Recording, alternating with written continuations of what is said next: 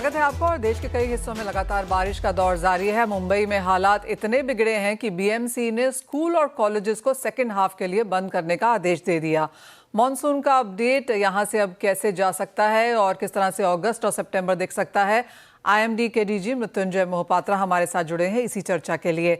मोहपात्रा जी, बहुत शुक्रिया समय निकालने के लिए। और पिछले 4 दिन, क्योंकि मैं मुंबई में हूं, बता सकती हूं कि बहुत ज़्यादा बारिश है। ऑलमोस्ट एवरी सेकेंड डे आपने रेड अलर्ट दिया है, आज का भी यही हाल है। अब आगे किस तरह की स्थिति यहाँ से रह सकती है? जैसे ही हमने पूर्वानुमान किए थे, ऐसे ही मुंबई में और पूरी कोंकण एरिया में तेज बारिश जारी है और एक्सट्रीमली हेवी रेनफॉल हम एक्सपेक्ट कर रहे हैं, यानी 20 सेंटीमीटर से ज्यादा बारिश बहुत इलाके में होने का भी संभावना है कोंकण एरिया में। और ये बारिश जारी रहेगा आज और कल भी। इसके बाद थोड़ी सी कम होगी बारिश, जितना परिमाण में हो रहा है। मगर इसका वजह यही है कि अभी मानसून एक्टिव कंडीशन में है पूरे देश में, स्पेशली सेंट्रल इंडिया और पेनिनसुलर इंडिया में। एक लो प्रेशर एरिया बना हुआ है अभी नॉर्थ आंध्र प्रदेश और साउथ उड़ीसा कोस्ट के आसपास। इसके प्रभाव में अरबियन सी में मानसूनल विंड जो है ना, बहुत स्ट्रांग चल रहा है कोंकण कोस्ट में। और जो वेस्टर्न घाट्स है और स्ट्रांग विंड है और लो प्रेशर एरिया की वजह से वहाँ बहुत तेजी से मानसून की वजह से बारिश हो रहा है। और हम आपको ये बोलना चाहते हूँ कि अगस्त महीना मेन मानसून मंथ होता है जुलाई के बाद, और इसमें जब भी ऐसे बारिश होता है तब कोस्टल इनंडेशन हो जाते हैं। इसके साथ साथ मुंबई एक कोस्टल सिटी होते हुए जो टाइडल वेव्स है वो भी इसको प्रभावित करता है और इसमें भी रिवर सिस्टम है। सो जब ये तीनों का इम्पैक्ट कभी कभी एक ही साथ हो जाता है तो ज्यादा इनंडेशन देखने को मिलता है। मिस्टर मोहपात्रा, जैसे आपने कहा कि आज और कल भी यहाँ पर ज्यादा बारिश रह सकती है, तो क्या कल के लिए ऑलरेडी यहाँ पर कोई वार्निंग्स इशू की जा चुकी हैं? हम रेड कलर वार्निंग इशू किए हैं आज के लिए और कल के लिए, कोंकण एरिया के लिए, और इसमें मुंबई सिटी भी इंक्लूडेड है। मिस्टर मोहपात्रा, ये तो बात हुई मुंबई एंड कोंकण एरियाज की। जैसे आपने कहा सेंट्रल में भी मॉनसून एक्टिव है, वहां पर भी बारिश है। नॉर्थ इंडिया में भी हमने ठीक ठाक देखी है। एक्चुअली जो आईएमडी का लेटेस्ट डेटा है वो यही दिखाता है कि बारिश सभी जगह अच्छी है अपार्ट फ्रॉम नॉर्थ ईस्ट से। क्या वहां पे इस डेफिशिएंसी के साथ ही हम बारिश का मौसम बंद होता हुआ देखेंगे?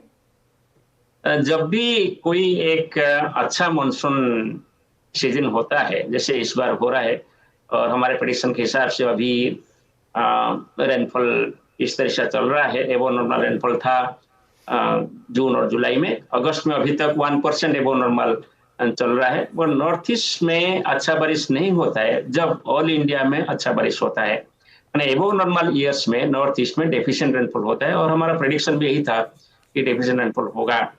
मगर बीच बीच में जब मानसून वीक हो जाते हैं तब वो नॉर्थ ईस्ट मानसून में बारिश होता है नॉर्थ ईस्ट इंडिया में।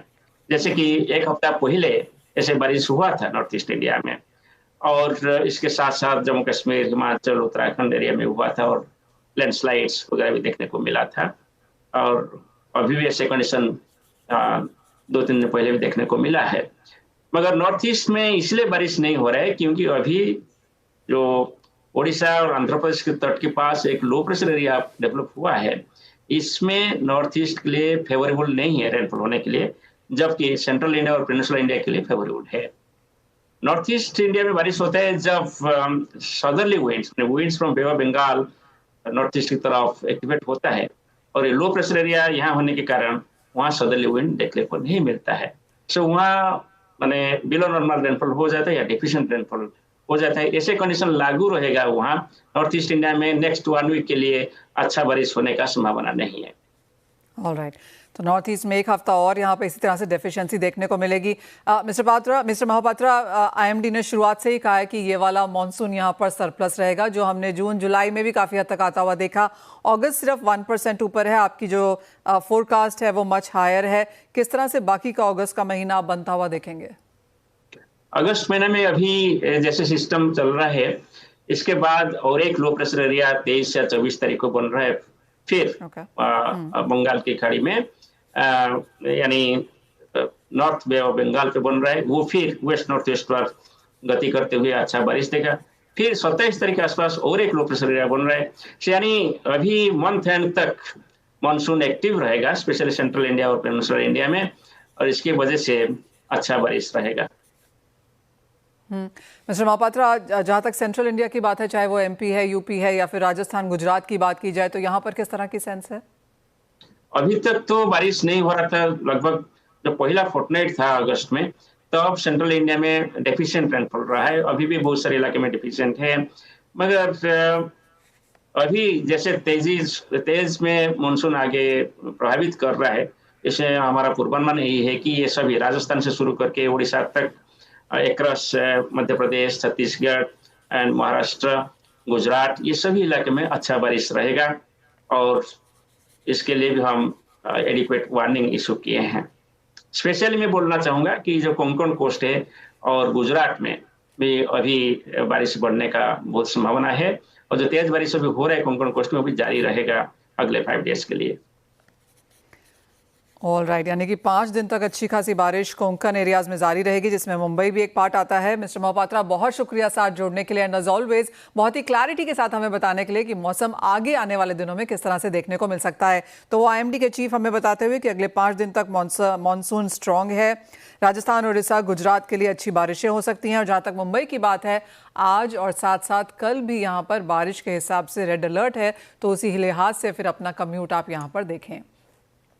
इस सब के बीच में बाजार में अच्छी खासी हलचल है। सोना 1 लाख के नीचे फिसल चुका है, चांदी में कुछ मुनाफा वसूली है, मेटल्स में भी यहाँ पर थोड़ी सी चॉपीनेस तो जरूर है, लेकिन वॉल्यूम थोड़ी कम है, और ये सब कुछ इंटरनेशनल क्यूज का इंतजार करते हुए बाजार हैं। एंजल वन के प्रथमेश माल्या, एनएसएमसी ग्लोबल सिक्योरिटी से वंदना भारती हमारे साथ जुड़ चुके हैं। प्रथमेश, कैसे देखते हैं आप गोल्ड के प्राइसेस? 1 लाख के नीचे के लेवल्स फिलहाल यहाँ पर हैं, क्या डिप्स पर बाइंग की अपॉर्चुनिटी है?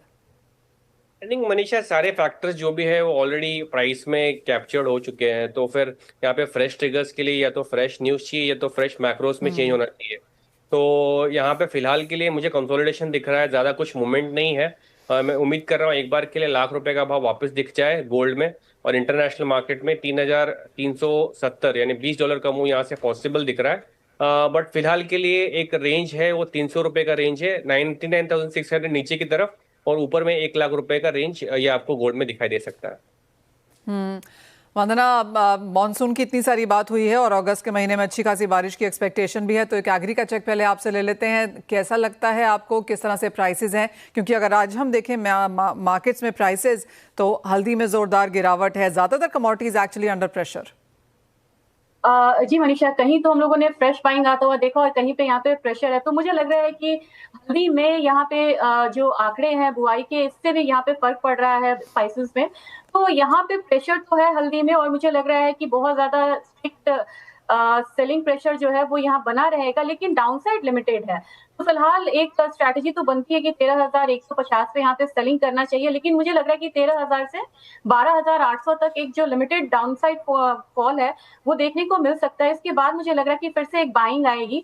लेकिन एक कमोडिटी है जीरा में मुझे लग रहा है कि यहाँ पे अपसाइड जो है वो कंटिन्यू रहना चाहिए, क्योंकि स्टॉक्स यहाँ पे कैरी फॉरवर्ड तो था, लेकिन यहाँ पे मॉनसून डिमांड है, फेस्टिव डिमांड है, इसकी वजह से निचले स्तर से यहाँ जो बाइंग है वो बनती हुई नजर आ रही है। तो जैसे हल्दी में सेलिंग प्रेशर है, मुझे लग रहा है कि फ्रेश बाइंग यहाँ पे बननी चाहिए जीरे में। तो यहाँ पे बाइंग रिकमेंडेशन ही रहेगी। मुझे लग रहा है कि 19,600 से 20,000 तक का जो लेवल है वो आने वाले समय में हम देख सकते हैं। लेकिन कोरिएंडर में मुझे लग रहा है कि कोरिएंडर में एक प्रॉफिट बुकिंग जो है वो यहाँ पे देखने को मिलेगा, और थोड़ा सा मुझे लग रहा है कि एक्सपोर्ट फिगर्स का भी यहाँ पे इम्पैक्ट आ रहा है। तो नीचे की तरफ मुझे लग रहा है कि 7700 तक के जो लेवल्स हैं वो यहाँ पे आता हुआ देख सकते हैं हम कोरिएंडर में।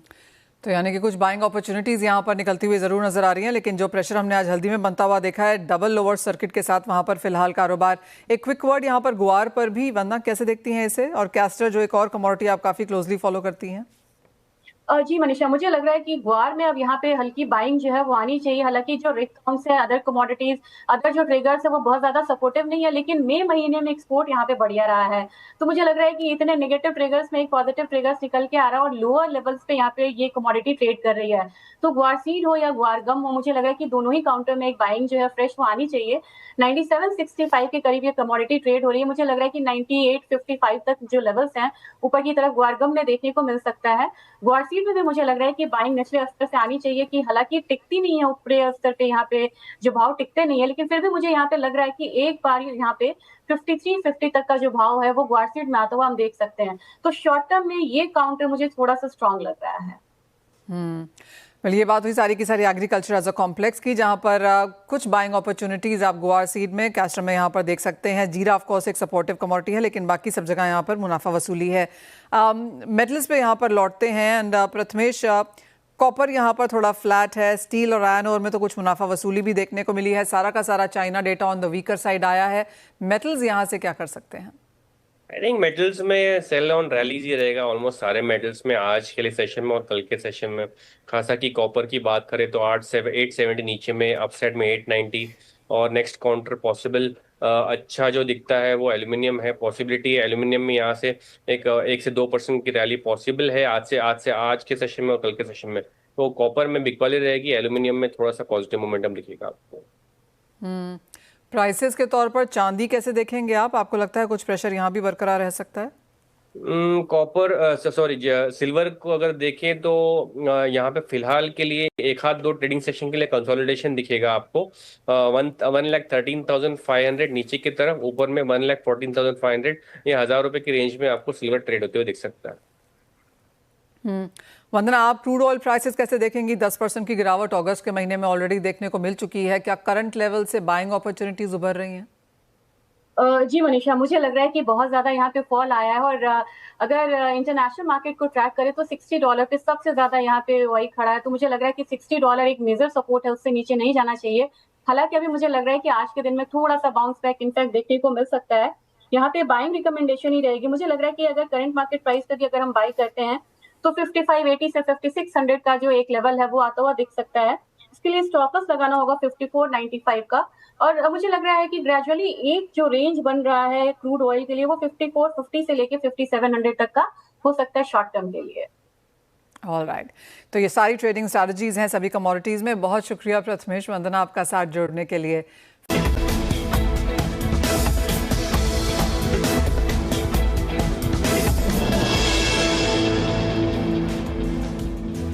हम बात करेंगे अदानी विल्मर के एमडी एंड सीईओ आंशु मलिक से। और आजकल खाद्य तेल चर्चा का विषय बना हुआ है। एडिबल ऑयल स्वास्थ्य के लिए कैसा है, कितना खाना चाहिए, इस तरह के कई सवाल सोशल मीडिया पे उठ रहे हैं। आंशु जी, आप इस तरह के सवालों को किस तरह से एक तो हैंडल कर रहे हैं, किस तरह की डिमांड बनता हुआ देखते हैं, और मोर इम्पोर्टेंटली आपने जो सामने वाले इन्फ्लुएंसर्स हैं उनको टक्कर देने के लिए अपने इन्फ्लुएंसर्स यहाँ पर तैयार किए हैं, उसके बारे में बताइए। देखिए, डिजिटल मीडिया अब इतना प्रचलित हो गया है कि आम आदमी का टाइम काफी जाता है डिजिटल मीडिया देखने में, और हर प्रकार के लोग अभी डिजिटल मीडिया में कुछ ना कुछ कहते रहते हैं। कोई इन्फ्लुएंसर्स कोई चीज पढ़ के आते हैं और फिर कहते हैं कोई चीज उनको कहीं कहा गया या सुना, उसी के ऊपर बात करते हैं। कोई जरूरी नहीं कि सब इन्फ्लुएंसर्स सही कहते हैं। अब ऑनेस्टली एज ए कंपनी अगर हम कहें तो कंज्यूमर शायद कहेगा कि हम एडवर्टाइजिंग कर रहे हैं, लेकिन यही चीज अगर कोई आम आदमी कहे तो हो सकता है कि उन्हें सुने। और हम लोग भी यही करते हैं कि जब कोई होटल में जाते हैं किधर, तो हम देखते रिव्यू क्या है, और जो रिव्यू अच्छा आता है तभी हम उसको सिलेक्ट करते हैं। तो ये रिव्यू जो है ये बहुत इंपॉर्टेंट है। तो हमने क्या किया कि देखिए, इन्फ्लुएंसर को आप बताएंगे कि मेरे बारे में अच्छा बोलो, ये ठीक नहीं है, एंड कुछ हद तक हम समझते ये सही नहीं है। तो हमने क्या किया कि काफी ऐसे महिलाएं हैं इंडिया में जो जिनका शौक है कि वो मीडिया में आए, डिजिटल इन्फ्लुएंसर बने, लेकिन कोई कारण उनको या तो ट्रेनिंग नहीं है या उनको आइडिया नहीं है किस तरह से करना है। तो हमने कहा कि चलो क्यों ना हम उनको एजुकेट करें। तो एजुकेशन के लिए हमने एक वो किया कि आपको अगर इंटरेस्ट है आप करो और हमको बताओ, तो हम आपको लेंगे। 50,000 लेडीज, गर्ल्स, कॉलेज गर्ल्स, कोई महिलाएं, कोई शादीशुदा, कोई नानी, एक दो जन तो 60 इयर्स के ऊपर भी थे, उन्होंने भी अप्लाई किया, और अच्छी बात है। 10,000 के देख के हमको भी अच्छा लगा। फिर उसके बाद हम लोगों ने उनको कहा कि आप हमारा कोई भी प्रोडक्ट लेके आप अच्छा वो करके आप एक हमको पोर्टल में या किधर भी आप बताओ आप क्या कहना चाहते हो।